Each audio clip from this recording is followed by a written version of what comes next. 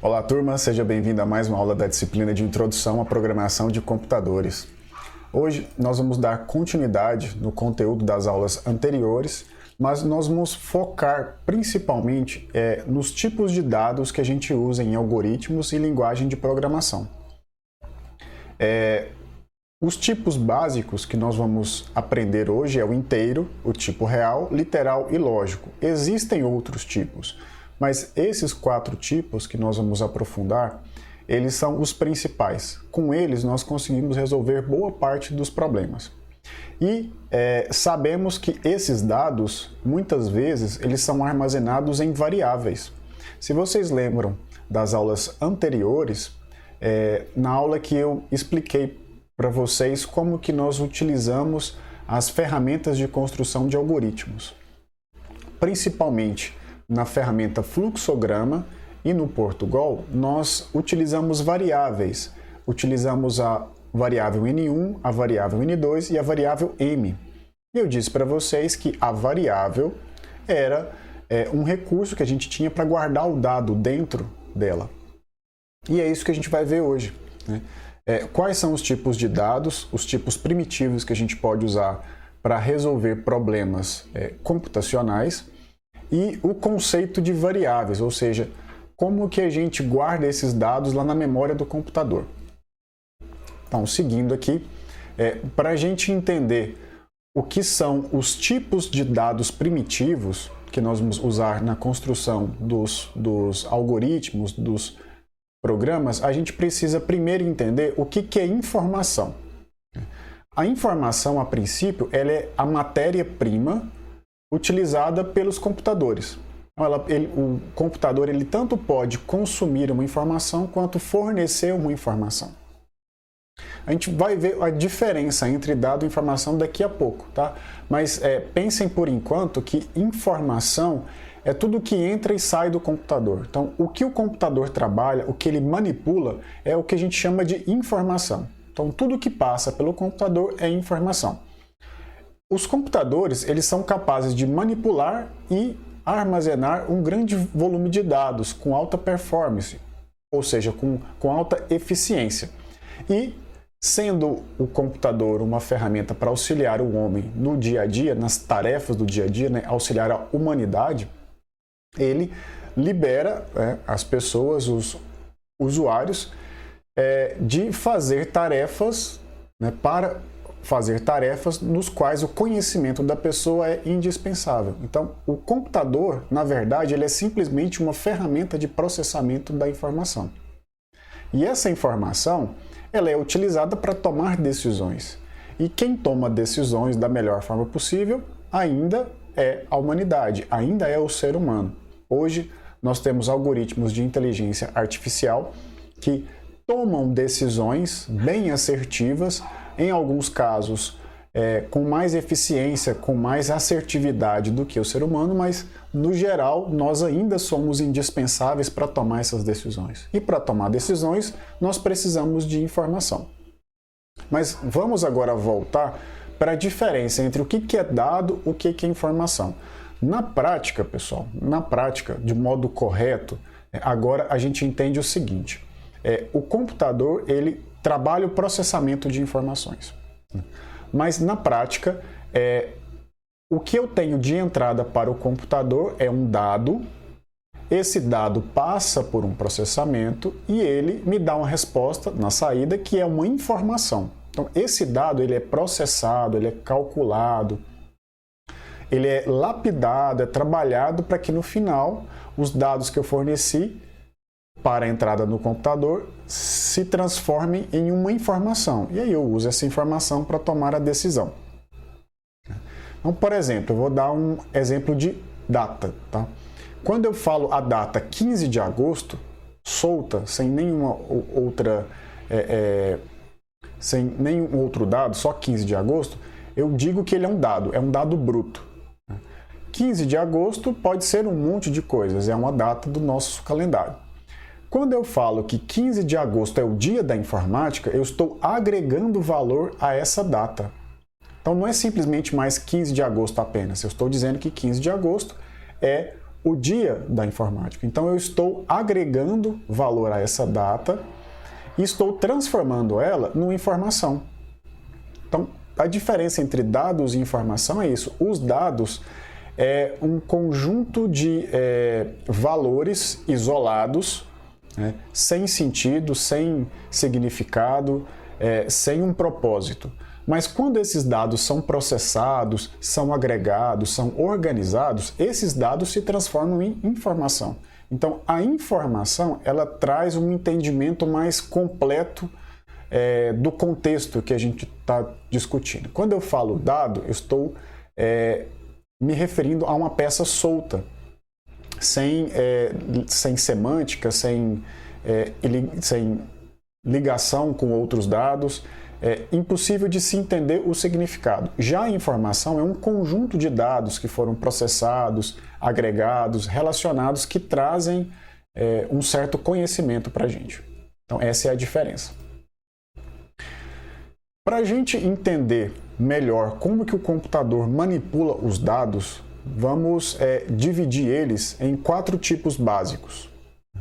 Existem outros tipos de dados que o computador trabalha, mas os 4 principais são esses. São 3, mas um deles é dividido em 2. Os 3 tipo de dado numérico, literal e lógico, sendo que o numérico pode ser de 2 subtipos. Ele pode ser um número real ou um número inteiro. Entendendo quais são esses tipos de dados, quais são as restrições, onde aplicar, a gente vai conseguir construir algoritmos mais eficientes e que se aproximam mais das linguagens de programação. A gente vai ver cada um deles agora. O primeiro deles é o tipo inteiro, é o tipo numérico, e o subtipo é inteiro. Então a gente fala o tipo inteiro para ficar mais simplificado. O tipo inteiro é todo e qualquer dado numérico, ou seja, um número, que pertença ao conjunto dos números inteiros. Pode ser negativo, pode ser o zero e pode ser positivo. Mas eles não possuem parte fracionária, ou seja, não possuem a vírgula. Um número inteiro, exemplo de dado inteiro, é o menos 23, 98, 0, menos 357, 237. Então, todo número inteiro, positivo, zero ou negativo. Exemplo, ele tem 15 irmãos. 15 irmãos, eu sei que é um tipo de dado inteiro. Por quê? Porque o 15 está sem a vírgula? Não, porque ele está dentro de um contexto. E esse contexto aqui é 15 irmãos. Irmãos são pessoas. Então não existe meia pessoa. Ou existe uma, ou duas, ou três, ou quatro, e assim por diante. Então por isso ele é um dado inteiro. Da mesma forma, a afirmação, a escada possui 8 degraus. O 8 é um dado inteiro, porque eu estou me referindo a degraus. Não existe meio degrau. Um degrau é um degrau. Meu vizinho comprou 2 carros novos. Não existe meio carro, existe um carro inteiro. Por isso que ele é um dado inteiro. Mas assim, eu posso confundir, por exemplo, esse 15 como um dado que não é inteiro. Por exemplo, 15 quilos. Se eu estou me referindo à unidade quilos, 15 é inteiro, é redondo. Só que como eu estou falando de 15, tem a possibilidade dele ser 15,5 kg. Então, não é simplesmente, eu não posso simplesmente olhar o número e dizer se ele é inteiro ou se ele é decimal. Eu preciso entender que contexto que ele está para dizer se é inteiro ou se é decimal. O decimal que eu estou dizendo é o real, tá? Que é todo e qualquer dado numérico que pertença ao conjunto dos números reais. Também pode ser negativo, positivo ou zero. E nesse caso ele possui a parte fracionária, por mais que seja um número exato. Por exemplo, 23,45 menos 34,88, 0,0, menos 247,0. Reparem, pessoal, que eu não estou usando uma vírgula aqui para separar a parte inteira da parte decimal do número. Estou usando o ponto. Isso é para seguir a convenção da língua inglesa, que os números decimais na língua inglesa, eles são separados a parte inteira da parte fracionária utilizando o ponto. E nós vamos usar o ponto na disciplina, tá bom? Por quê? Quando a gente estiver programando, usando a linguagem de programação C++, quando eu for dar entrada, né, quando eu for fornecer números reais, decimais, para o computador, no lugar da vírgula eu vou ter que usar o ponto. Então a gente vai adotar o ponto por padrão já a partir de agora. Então, nesse caso aqui, por exemplo, ó, menos 247.0. Esse 247, ele é um número exato, tá? Inteiro. Né? Só que dependendo do contexto, ele pode ser um número real. Então, nesse caso aqui, é necessário colocar o ponto 0 para indicar que ele é um número real.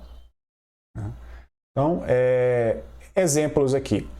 Ele tem 1,73 metro de altura. Nesse caso aqui, visualmente eu percebo que o número ele é real, ele é decimal. Mas dentro do contexto de altura, eu percebo, por mais que ele tivesse 1 metro, 2 metros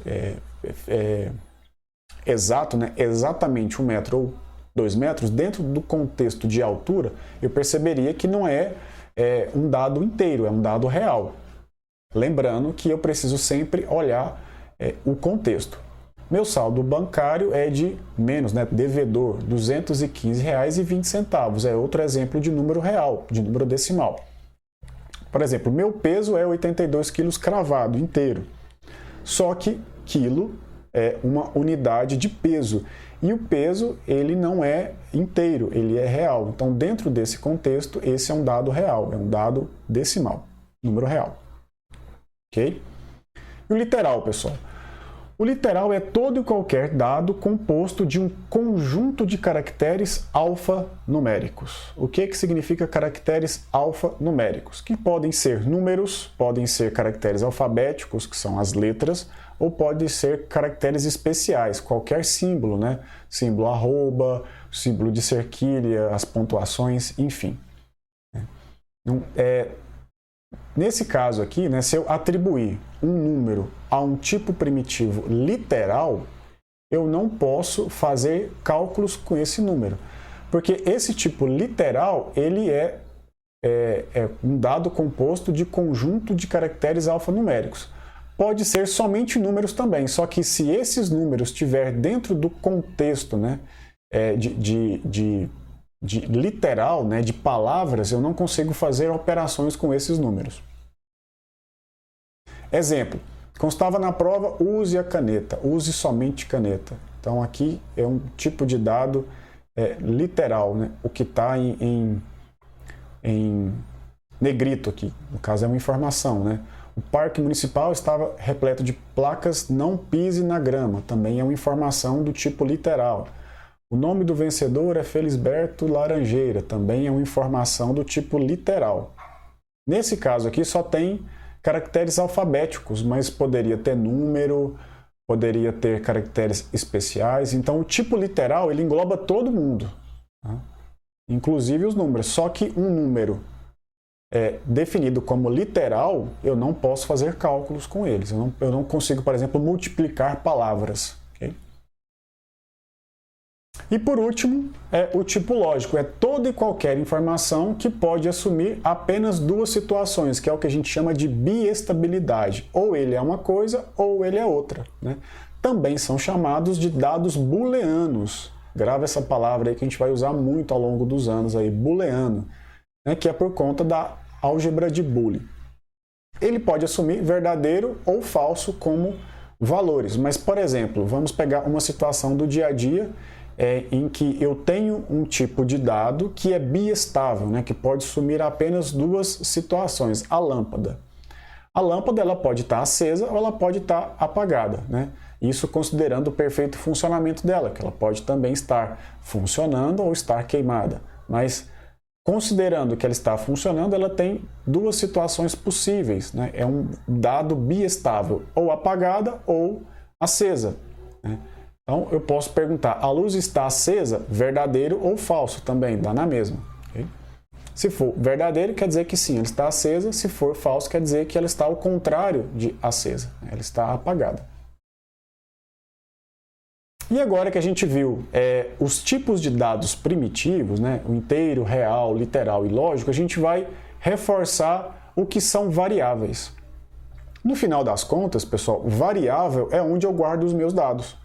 E eu preciso, quando eu vou trabalhar com variáveis, eu preciso definir qual que é o tipo das minhas variáveis, se ela é inteira, real, literal ou lógico. Okay? Então, um dado ele é classificado como variável quando tem a possibilidade de ser alterado em algum instante no decorrer do tempo. Então, todos os dados, pessoal, que eu trabalho, né, quase todos os dados, eu não vou generalizar aqui, mas entendam por hora que todos os dados que a gente trabalha dentro de algoritmos, eles são variáveis. Porque eu tenho entrada, processamento, saída. Não faz sentido eu construir um algoritmo que sempre as entradas são as mesmas. Né? Então, não faz sentido. Vamos supor que eu estou construindo uma calculadora. Eu estou construindo uma calculadora, estou programando uma calculadora. Se eu construo uma calculadora que ela só recebe sempre os mesmos números, né, e sempre faz a soma, não faz sentido eu construir uma calculadora para isso. Então, eu não sei quais dados serão de entrada. Então, eles são variáveis, eles podem alterar a qualquer momento, dependendo do desejo do usuário. E dependendo da entrada, a minha saída também vai ser diferente. Então, o dado é isso. Ele é considerado como variável quando tem a possibilidade de ser alterado, ou no início, ou no meio, ou no fim da execução de um programa. Então, durante a execução de um algoritmo, quando eu utilizo um dado variável, esse dado ele sofre alteração ou o dado é dependente da execução em um certo momento ou circunstância. O que significa isso? Quando eu estou usando uma variável, um dado variável dentro do algoritmo, eu não tenho a condição de saber que valor que os meus dados de entrada vão receber, qual vai ser e também qual vai ser a saída. O processamento é o mesmo, é fixo, mas a entrada muda, a saída também muda. Então, quando a gente executa um programa, os dados que vão ser manipulados, né, que vão ser processados, conforme a necessidade, eles vão sendo armazenados na memória do computador. Então, voltando ao exemplo de receber dois números, multiplicar e mostrar o resultado, que nós vimos nas aulas anteriores, cada número eu recebi numa variável diferente. E aí eu multipliquei esses dois números e joguei o resultado dentro de outra variável.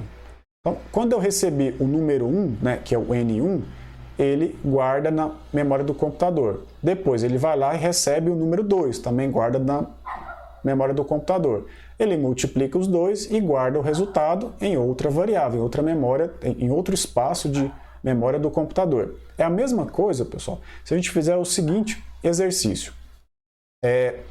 O problema é receber dois números, somar esses dois números e falar o resultado. Então, façam o seguinte exercício. Esse é o problema, tá? O primeiro número, 5. O que você fez com esse 5? Você decorou, você memorizou ele. Ele está numa parte do seu cérebro, que é responsável pela memória recente. Quando eu falo o segundo número, 3, você guardou esse 3 em outro espaço da sua memória. Você não guardou no mesmo lugar que estava o 5, porque senão você esqueceria o 5. Então você sabe que é o 5 e o 3 que devem ser somados.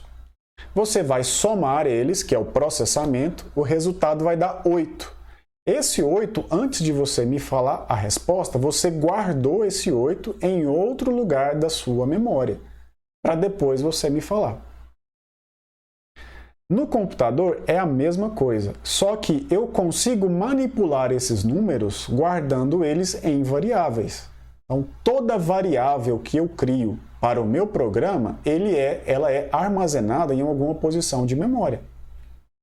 Que é o que nós fazemos. Acontece que o cérebro humano é tão complexo, ele é tão eficiente, que eu não preciso dar nome para as posições da minha memória.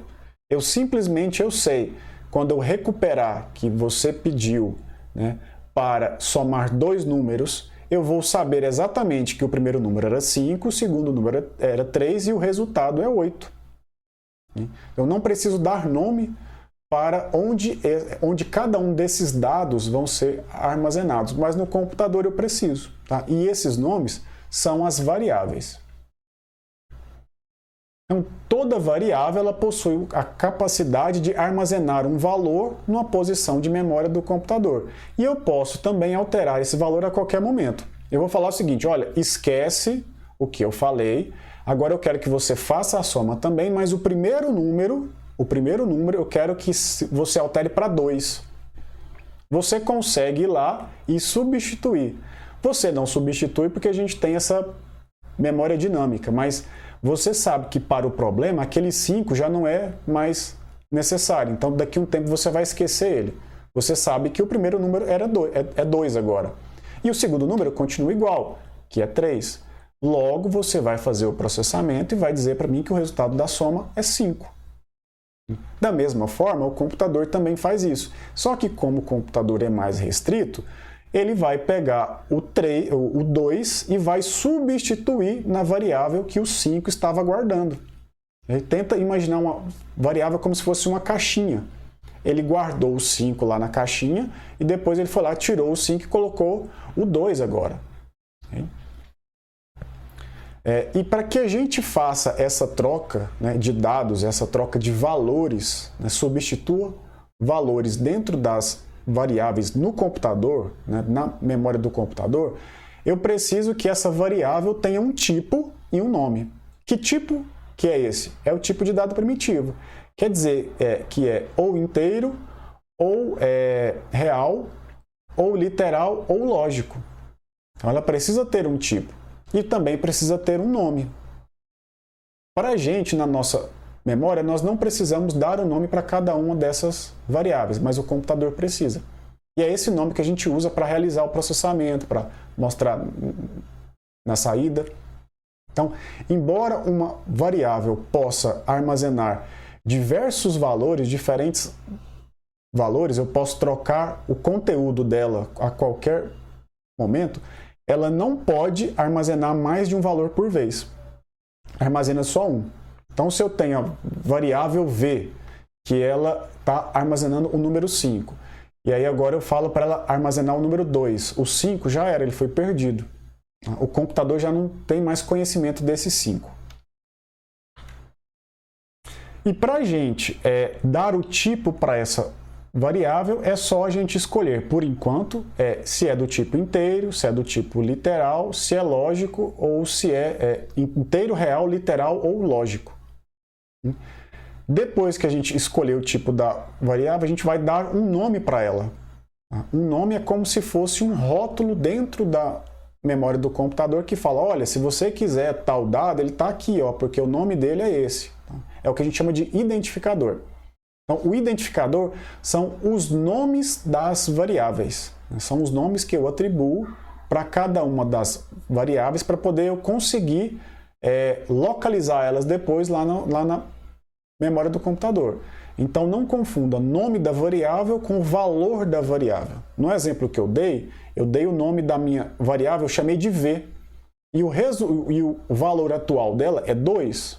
Então, o nome é v, o identificador é v. E o valor é 2. Então, os identificadores são nomes de variáveis, de programas, de constantes, de rotina, de unidades, enfim, várias partes do programa. Mas, por enquanto, pessoal, vamos concentrar só nas variáveis. Todas essas outras partes aí a gente vai ver ao longo da disciplina. E para dar um nome para as nossas variáveis, eu preciso seguir regras específicas. Não pode ser qualquer nome, né? Vamos a essas regras.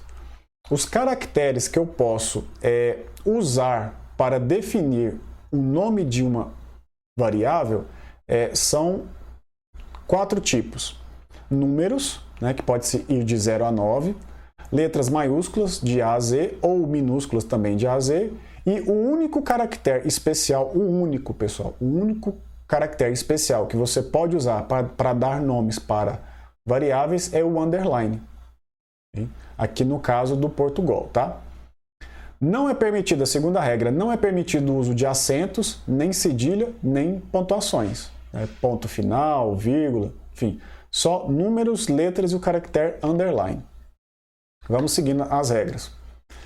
O primeiro caractere do nome da variável sempre deve ser ou uma letra ou o caractere underline.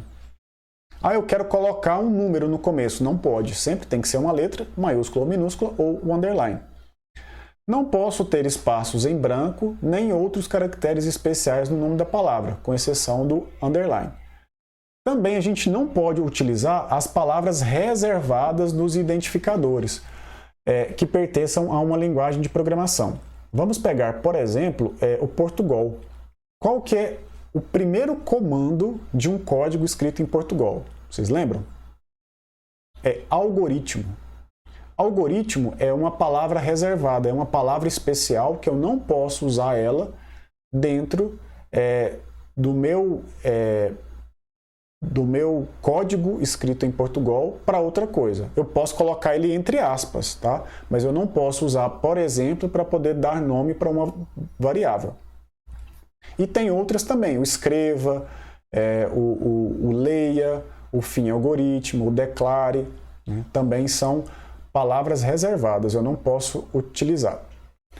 Então, são exemplos de nomes de variáveis, que é o que a gente chama de identificadores válidos. Só a letra A maiúscula, só a letra A minúscula, nota minúscula, nota maiúscula, X5 também é permitido, né? Porque começa com letra, A32 também começa com letra, enfim. Todos esses nomes de variáveis aqui, eu não sei para que servem todas, tá? Mas são só exemplos. Por exemplo, X5. X5 pode ser um nome válido, mas você só vai entender o significado de X5 se ele estiver dentro do contexto. Ou seja, se você ler o X5 dentro de um código de algoritmo ali, ou dentro de uma linguagem de programação. Aí você vai entender qual que é o significado do X5 e que tipo de valor que ele recebe. Mas, só para dar exemplo, ele é um exemplo de nome válido. Mas assim, quando a gente vai criar nomes de variáveis, além da gente seguir aquelas regras, né, que a gente acabou de ver nos dois últimos slides, nós precisamos dar nomes sugestivos, né? A gente não pode simplesmente colocar a letra A ou a letra B, enfim. Eu dou nomes sugestivos, que significa o quê? Nomes que, quando eu ler o nome da variável, quando eu ler o identificador dela, eu vou saber exatamente que tipo de dado que tem lá dentro, né? Por exemplo, matrícula. Matrícula começando com a letra M minúscula. Eu sei que dentro dessa variável aqui, lá na memória do computador, vai ter um número de matrícula, né? Mas quais são os exemplos de identificadores inválidos? Por exemplo, 5B, porque começou com 5. E12, porque tem um espaço em branco aqui entre o E e o 12. XY, porque tem um hífen. Mas por que eu não posso usar o hífen? Porque o hífen ele é o símbolo de subtração na linguagem de programação, do Portugal. Por isso que eu não posso usar. Enfim, tem vários aqui. Por exemplo, case, set são exemplos de palavras reservadas que a gente não pode utilizar porque o case e o set são palavras que são comandos em algumas linguagens de programação. Então, isso aqui são exemplos de identificadores inválidos.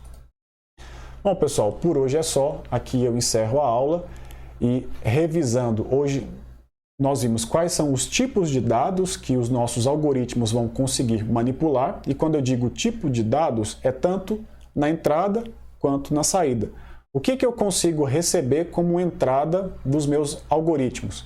Tipo inteiro, real, literal e lógico. E quando eu processo esses dados, que tipo de dado que eu consigo mostrar na saída? Também inteiro, real, literal e lógico. E também vimos o conceito de variáveis, como que funciona o armazenamento de dados na memória do computador enquanto o programa está sendo executado e como que a gente dá nomes para essas variáveis. Por hoje é só, espero todos na próxima aula. Até mais! Saiba mais sobre o Instituto Federal Goiano. Acesse ifgoiano.edu.br e nos procure também nas redes sociais.